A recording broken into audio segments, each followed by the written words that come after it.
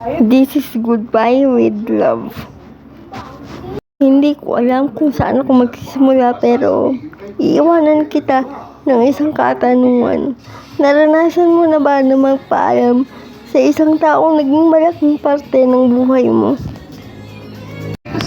Naging lakas at liwanag mo noong mga panahong ikaw ay puno ng takot at pangamba para sa iyong sarili. Isang anghel na naging sandalan mo sa bawat pagkakataon na napanghihinaan ka ng loob.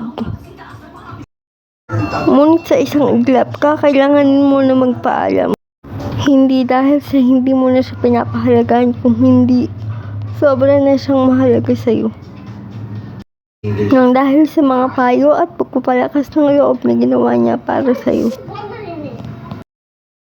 At dahil doon sa sandaling panahon sa pamamagitan niya,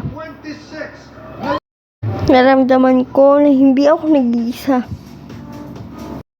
Na may nakakaintindi at nakakaunawa sa aking sitwasyon. Ito ay hindi pagpapaalam ng may sama ng loob, kung hindi ito ay pagpapaalam na puno ng pagmamahal. Hanggang dito na lang, nagmamahal, Jillian Sarinan.